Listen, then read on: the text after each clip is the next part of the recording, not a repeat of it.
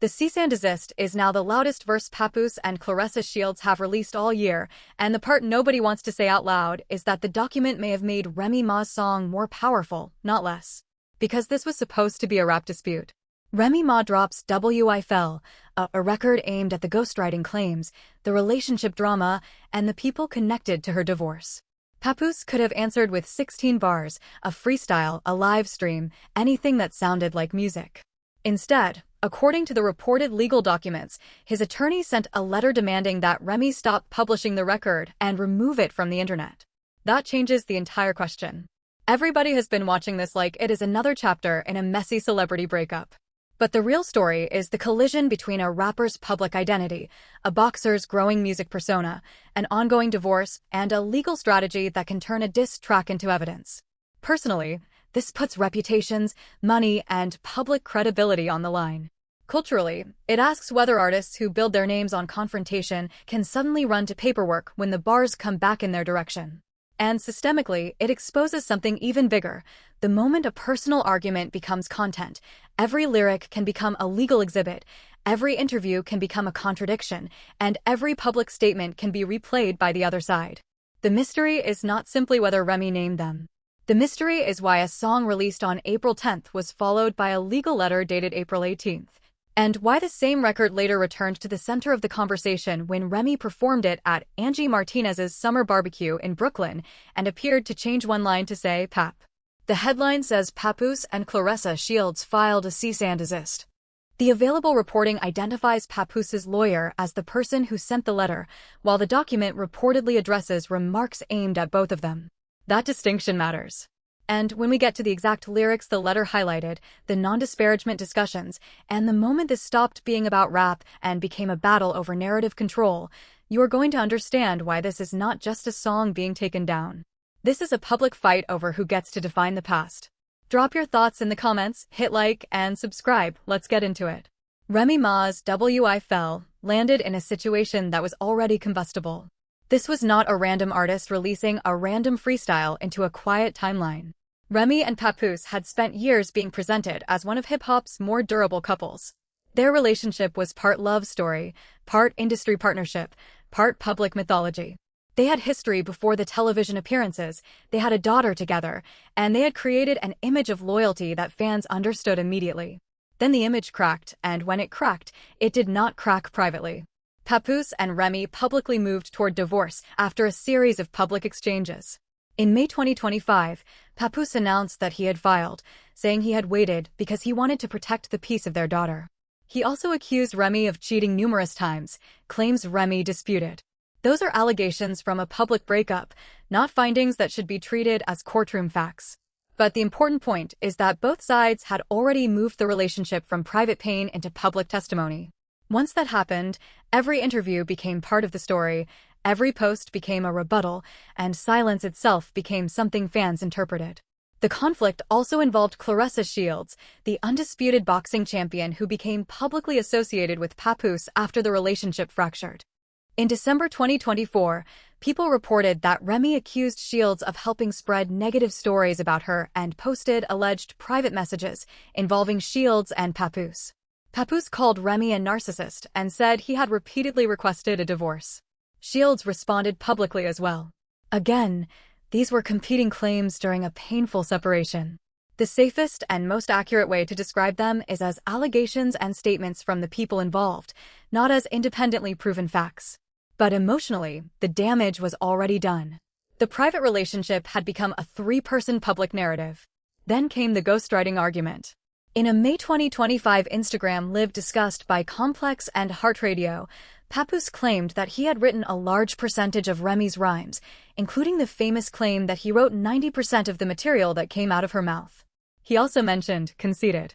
Remy's new record appears to answer that exact issue, with lyrics about somebody claiming to have written hits while allegedly never ghostwriting for her or anybody else.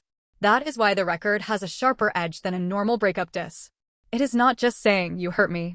It is saying, "You are rewriting my professional history, and I am taking the pen back." And that is why this matters right now. The personal issue is obvious, but the professional issue is more dangerous. If Papoose's public claim was accepted, then Remy's catalog could be viewed through a different lens. If Remy's response lands, then the claim becomes part of the reason people are discussing her skill again. In other words, the argument that was supposed to diminish her authorship may have created the setup for her most memorable answer. So the question is simple. When the song says what it says, does the legal letter protect Papoose's reputation, or does it confirm that Remy found the exact nerve she was aiming for? Start with the most visible evidence, because the timeline itself tells us something. Remy released W.Y.F.L on April 10, 2026. Complex reported that the track used DJ Mac and Crash Dummy's viral W.Y.F.L rhythm, turning the original acronym into Y.U.F** King Lying. Remy announced the record on Instagram and used the hashtag #RemThePen. That hashtag was not accidental branding. It framed the entire release around authorship. Not romance. Not jealousy. Not gossip. The pen. The ownership of the words. The ability to create without somebody else claiming the work. The first damaging piece of evidence is the lyric itself. Remy raps about the nerve of people claiming they wrote hits when their careers allegedly never included ghostwriting for her or anybody else. The song never needs to say Papoose's name for listeners to connect it to his previous public comments. That is how indirect diss records work. The artist creates the frame, the audience supplies the identification, and the target has to decide whether responding will make the connection stronger. If you deny it, people say you are nervous. If you respond, people say you admitted it. That is the trap of a pointed record. And Paperwork Pap, as I am calling him for the purposes of this conversation, appears to have chosen the most expensive possible way to answer. The second piece is the lyric interpreted as a shot at Claressa Shields.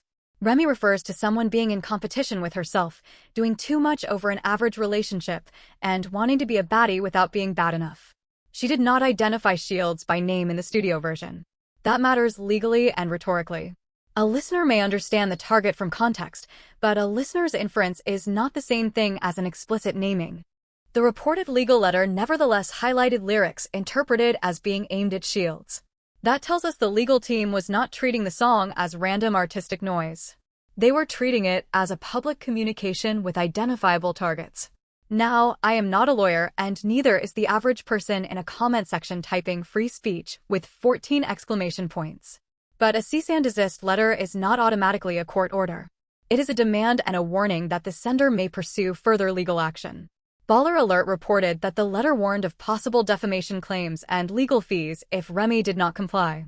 That is not the same thing as a judge ruling that the song is defamatory, and it is not proof that a lawsuit has already succeeded. The language needs to stay precise. A threat of litigation is not a verdict. But the existence of that threat is still a major escalation because the conflict has left the studio and entered the divorce file. The third piece of evidence is the date. According to the reporting, Papoose's attorney Shelley Albert sent the letter to Remy's attorney Diane Bowman on April 18th, just 8 days after the track came out. That short gap is important. This was not a song that disappeared into the algorithm and was suddenly rediscovered months later. The available timeline suggests the release was followed quickly by a legal response. 8 days is enough time for a team to listen, review the lyrics, decide what claims they believe are actionable, communicate with counsel, and send a formal demand. That does not tell us whether the legal strategy will succeed. It does tell us the song was taken seriously. The fourth piece is what the letter reportedly quoted. The legal document allegedly reproduced lines about people claiming they wrote hits and lines that listeners connected to Shields. Why copy the lyrics into the letter? Because the legal argument needs specific language. Attorneys cannot simply say, the song has bad energy. They have to point to words, meanings, context, and possible harm. Once those lyrics are placed inside a legal document, the record is no longer only an entertainment product. It becomes part of a paper trail. The funniest part is that the more precisely the letter identifies the bars, the more it helps everybody understand which lines supposedly landed hardest. That is the contradiction. A legal complaint can make a song easier to analyze. It can take something that listeners heard once and give them a map of what the opposing side considers important. It can even direct new listeners back to the record. You are essentially telling the internet, here are the exact sentences we believe are dangerous. And the internet, being the internet, responds, thank you for the playlist. Does everybody understand how backwards that can become? The fifth piece of evidence is that the song reportedly remained available while the legal story spread. Hollywood Unlocked reported that the demand was for immediate removal, while also stating that Remy had not publicly addressed the threat or pulled the track at the time of publication. That does not mean she has won anything. It means the demand did not instantly erase the content. In the modern music economy, that matters. A track can exist across streaming platforms, social clips, reposts, performance footage, reaction videos, and private downloads. Even if one version disappears, the cultural moment may already be impossible to contain. And then we get to the part that made the story even more combustible. Months later, W.Y.F.L returned at Angie Martinez's summer barbecue in Brooklyn. The Shade Room reported that social media users believed Remy changed the line from "Go help yourself" to a version that inserted "Pap." Notice the language: believed, appeared, speculated. We should not present an audience interpretation as confirmed intent unless Remy directly confirms it. But if the performance footage sounds the way listeners say it sounds, then the moment changed the conversation. The studio song lets people infer.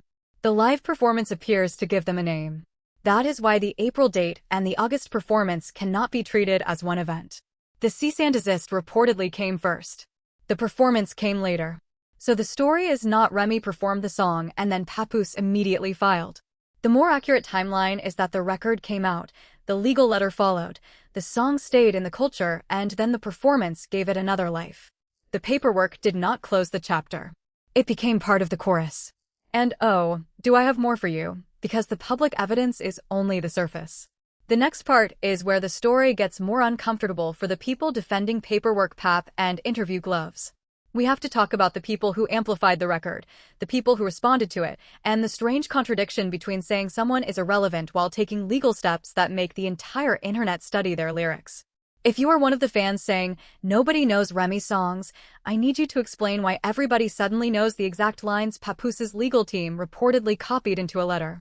That is not a defense. That is a promotional campaign with extra paperwork. And wait until we get to the interview where Shields said she did not know many of Remy's songs, because that answer created a cultural question the cease-and-desist could not erase. The first layer of cultural evidence came immediately from other artists. Complex reported that Fat Joe reposted the track and called Remy "Jesus Christ," while Memphis Bleak, Murda Mook, Mia X, and Millis reacted positively in the comments.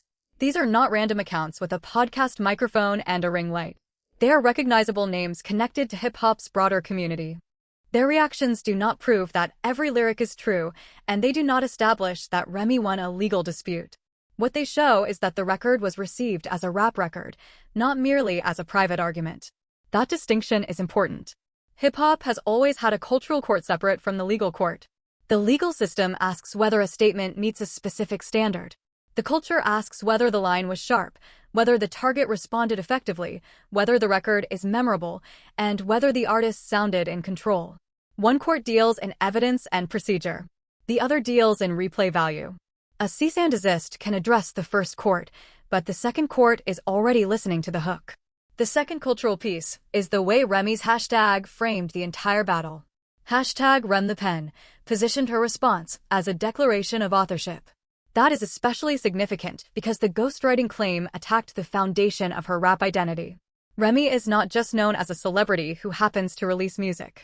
She is known as a rapper with a distinctive pen and a respected history. So when the public debate becomes, who wrote those bars, the fight is no longer about one marriage. It is about who gets credit for a catalog. And let me be fair for a second, because nuance is not weakness. Papoose may genuinely believe his contributions to the relationship and creative process have been minimized. Many artists collaborate. Partners write together. People exchange ideas, punch up lines, suggest flows, or help shape a record. A claim that one person contributed to another artist's music is not automatically absurd. The problem is the scale and timing of the public claim. Saying you helped is different from saying you wrote 90% of what came out of somebody's mouth. One describes collaboration. The other can be heard as an attempt to redefine the entire artist's career. That is why the record answered with such force. The third cultural piece is Claressa Shields' July appearance on the Ariel Helwani show. Shields named several women in hip-hop she admired, including Foxy Brown, Lil' Kim, Eve, Cardi B, Megan Thee Stallion, Latto, and Glorilla. When Remy's name came up, Complex reported that Shields said she did not know many of Remy's songs and could not say she was a fan. On its own, An artist or athlete not knowing an extensive catalog is not a scandal. People have different tastes. Nobody is legally required to memorize Conceited. But context changes how a statement lands. This is a public feud involving Remy Ma, and the answer arrived after a song many listeners interpreted as targeting Shields. In that context, fans heard the comment as more than a music preference. They heard it as a dismissal. Then the interview moved in an even more complicated direction. According to Complex, Shields freestyled during the appearance, including lines about being papped up and laughing at people who were upset. Again, I am not claiming that every bar was a direct legal admission or that a freestyle proves the entire backstory. But the juxtaposition is obvious to viewers. On one side, the public conversation is, if your name is not said, it is not a diss. On the other side, a song that does not say a name is interpreted as directed at somebody based on context. This is the same standard being applied in opposite directions, depending on who has the microphone. And that brings us to the fourth piece of cultural evidence, the comment sections. The reactions were not unified. Some viewers defended Remy, saying she had been quiet while Papoose and Shields continued to mention the marriage.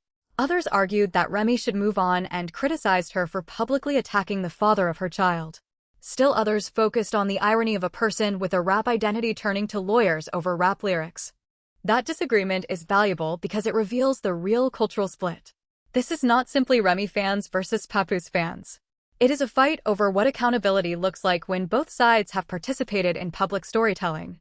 Some fans believe the person who filed first gets to control the narrative. Some believe the person who stayed quiet gets moral credit.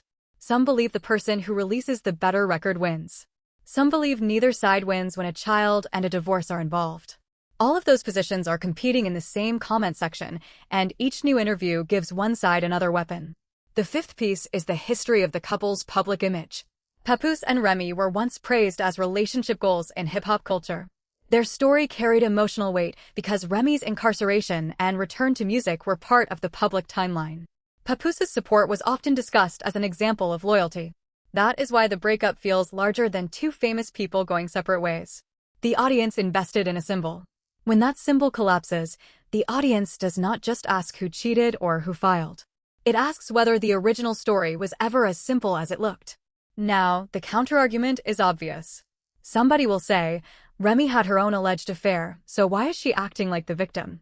That accusation has been part of the public back and forth, and Papoose has made his own claims. If those allegations are relevant to the divorce, the legal process should address them. But even if one person behaved badly in the relationship, that does not automatically make every later statement by the other person false. Both sides can have contributed to the collapse. Both sides can be angry. Both sides can have contradictions. The culture keeps trying to choose one perfect villain because a complicated story is harder to monetize. That is the deeper cultural shift. We are no longer watching a breakup unfold through occasional interviews. We are watching a relationship become a permanent content ecosystem. Every new record reactivates old screenshots. Every interview sends fans back to old lives. Every legal document creates new reaction videos. The people involved may want control, but the audience has turned the timeline into an archive. The past is not gone. It is searchable, clipped, reposted, and compared. And now we have to make the hard pivot. This is no longer just about whether W.Y.F.L is catchy or whether a line was disrespectful. This is about what happens when the music business, celebrity media, family court strategy, and social platform incentives all reward the same thing: public escalation. The song is the visible object. The machinery around the song is the real story. Here is the pattern interrupt. Stop thinking about this as a diss track that caused a cease-and-desist. Think of it as a rights and narrative dispute that happened to arrive in the form of a diss track. Once you see that, every piece falls into place. The ghostwriting claim is about authorship. The song is about authorship. The legal letter is about controlling publication and alleged reputational harm. The divorce is about competing accounts of the relationship. The interviews are about controlling public sympathy. Those are not separate stories. They are different departments in the same war. The first systemic angle is ownership of the narrative. In the music industry, authorship is not just an ego issue.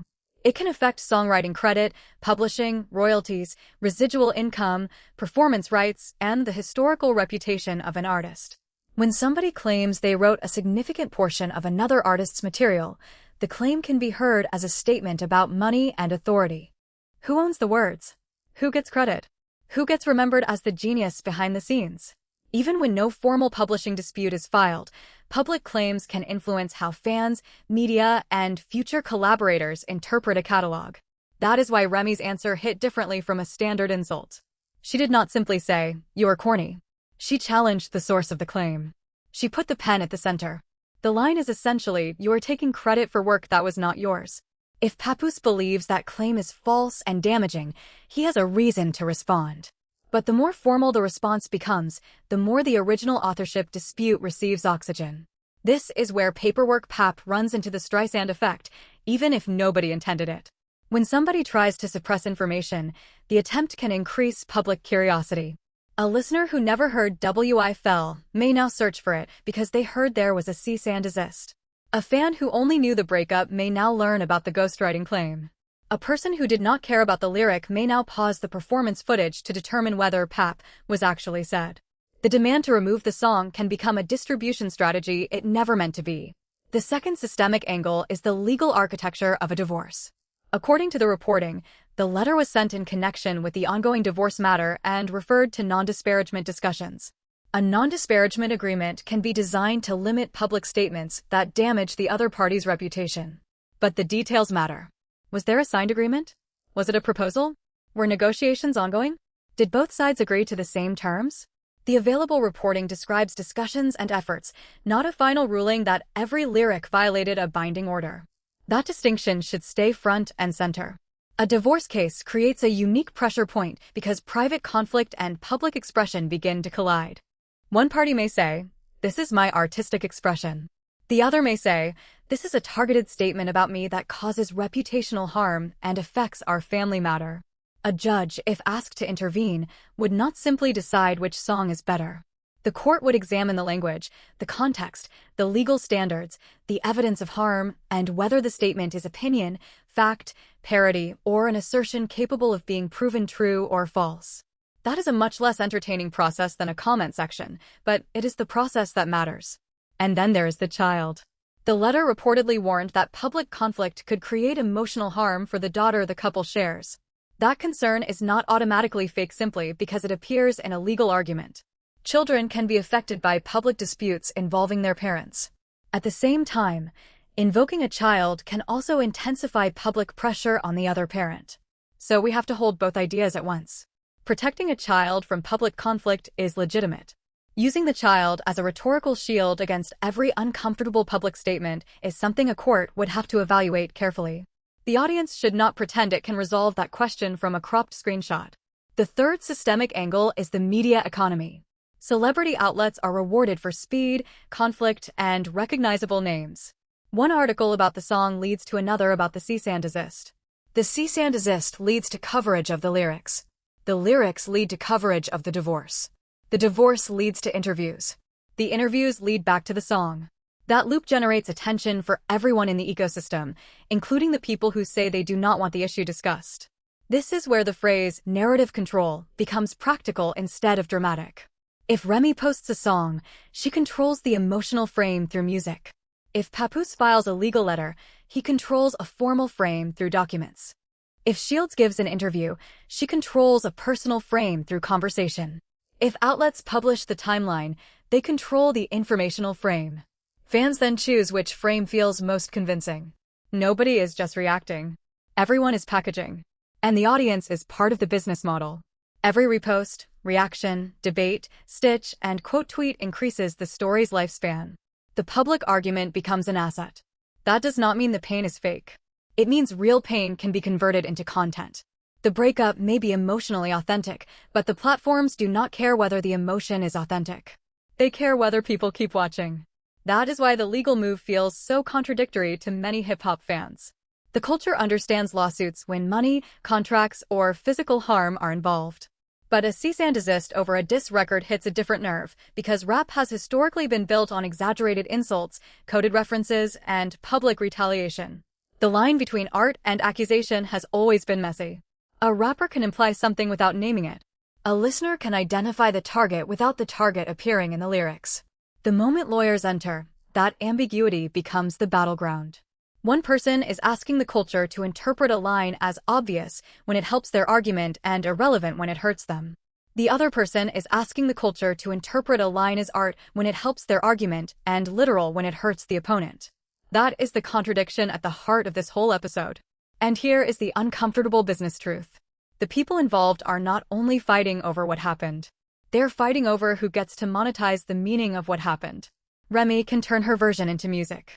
Papoose can turn his version into interviews, posts, and legal documents. Shields can turn her version into sports media appearances and freestyles. Outlets can turn all three versions into headlines.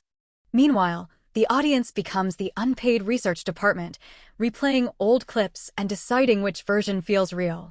That is why the most important question is not who is the bigger rapper. It is who has the most control over the story after every new piece of evidence. Remy had the first advantage with the record because music is her strongest language. Papoose attempted to shift the battle into law, where his team could define the issue as reputational harm and family impact. Shields has used interviews and public identity to frame herself as a champion navigating criticism. Each person is operating in a different arena.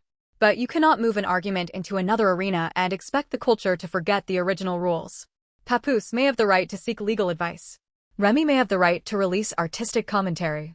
Shields may have the right to answer questions. None of that guarantees victory. It only means the fight now has multiple scorecards. The rap scorecard asks who made the memorable record. The legal scorecard asks whether a claim is actionable. The cultural scorecard asks who appears credible. The business scorecard asks who benefits from the attention. And when you put those scorecards together, the reason this story keeps growing becomes clear. Nobody has fully controlled all four. That brings us to the truth bomb. The cease-and-desist did not simply attempt to stop a song. It exposed that the song had reached the exact level of influence where people around it believed a legal response was necessary. That does not prove every Remy allegation. It does not prove Papoose committed wrongdoing. It does not prove Claressa personally filed anything. It proves the dispute became serious enough for counsel to act and public enough for the document to become part of the entertainment cycle. The most damaging revelation is not that Papoose sent a letter. The most damaging revelation is the contradiction between the public identity being defended and the strategy being used to defend it. Papoose has spent years being recognized as a rapper, a lyricist, and somebody whose credibility is tied to words. When an opponent sends bars in his direction, the audience expects a response in that language. Instead, the public sees a legal demand reportedly sent 8 days after a song challenged his authorship and his personal narrative. Even if the legal argument has merit, the optics are brutal because the move allows Remy to say, "You could have answered me musically, but you chose paperwork." That does not mean a cease-and-desist is cowardice as a matter of law. People are allowed to protect their reputation. Public figures can challenge statements they believe are false and damaging. But hip-hop does not judge only the legal justification. It judges the symbolism. And symbolically, this looks like a person who wants the authority of a rap legend when receiving praise and the protection of a legal claimant when receiving criticism. The second part of the reveal is that the response may have strengthened the very issue it was trying to weaken. Before the letter, the public conversation was about whether Remy's record was a strong diss. After the letter, the conversation became, what exactly did the lawyers quote? Why did those lines matter? Was Papoose bothered by the ghostwriting claim? Was Shields bothered by the relationship bars? Was the song indirect enough to avoid naming them? Did the letter make the record more famous? The legal move transformed a song into a mystery, and mystery is oxygen for online attention. The third part is that the "she did not say their names" defense and the "everybody knows who she means" argument cannot both be used selectively. If the song is so indirect that nobody can identify the target, then the claim of direct reputational harm becomes harder to explain. If the song is so clear that listeners, outlets, and legal counsel can identify the people involved, then the people responding cannot pretend the record is meaningless. You have to pick a lane. Either the song landed, or it did not.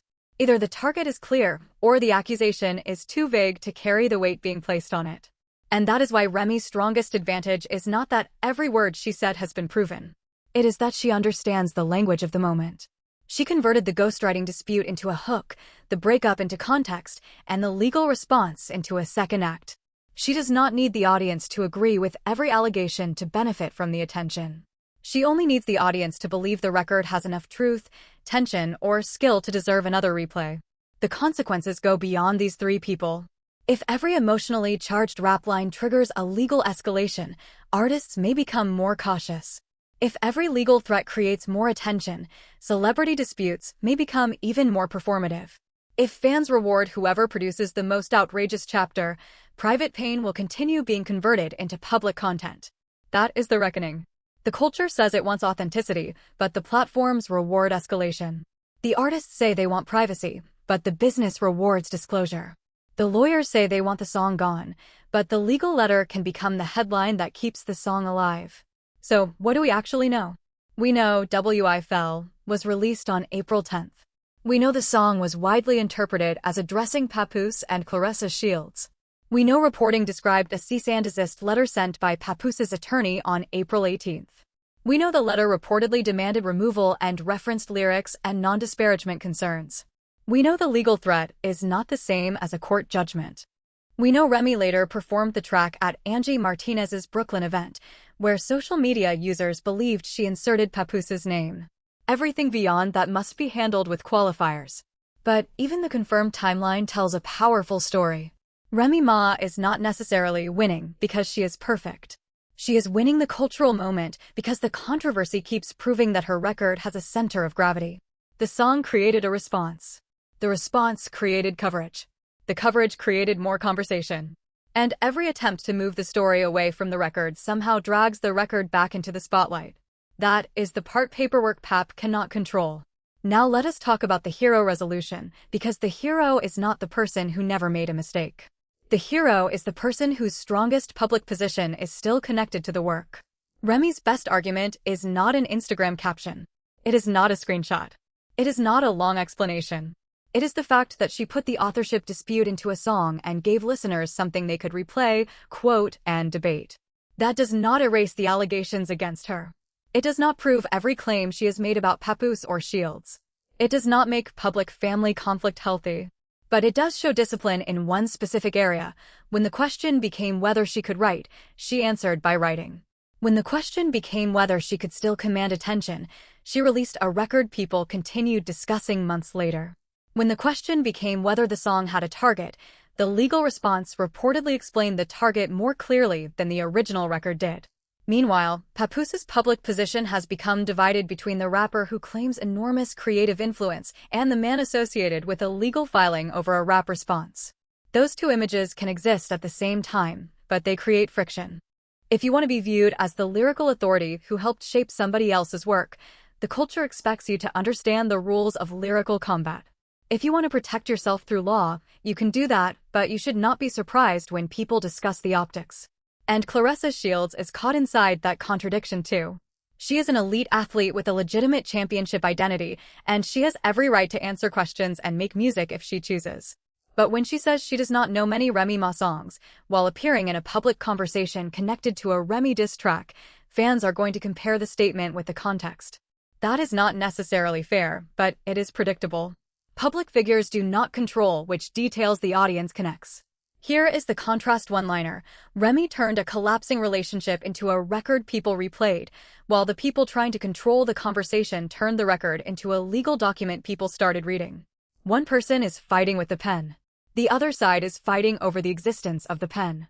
The culture may eventually move on. The divorce may reach a formal conclusion. The legal threat may disappear, escalate, or resolve privately. The song may stop trending. But the evidence already speaks to the larger truth. Credibility is not protected by saying you have it. It is protected by the consistency between your identity, your actions, and your response when the pressure arrives. Remy's actions created music. Papoose's actions created paperwork. The audience gets to decide which one feels more authentic. And this is only the start. The next major development is whether Remy responds directly to the cease-and-desist, whether W.Y.F.L remains available across platforms, and whether the threatened defamation claim ever becomes an actual court filing. The second development is whether Papoose answers musically, because the longer the legal letter remains the loudest response, the more the culture will keep asking why the rapper did not answer the rapper. The third development is whether Claressa Shields continues using interviews or music to address the situation, especially after the Ariel Helwani moment drew so much attention. Do not confuse the end of today's video with the end of the story. This timeline has already shown that a release can become a letter can become a headline, and a headline can send an old song back into circulation months later. If Remy drops another response, if Papoose releases a track, or if the divorce documents reveal new details, the entire interpretation can shift again. That is why you want to be here before the next chapter hits, not after the internet has already decided what happened. And if you think this story is messy now, wait until we break down the original ghostwriting claim and compare it with the song's fans actually remember. Because the next question is not simply who said what. It is whether the public history of Remy Ma's catalog supports the version being sold in the breakup narrative. The surprising part is that the song everybody is arguing about may not be the most important evidence. The most important evidence may be the career that existed before the argument ever started.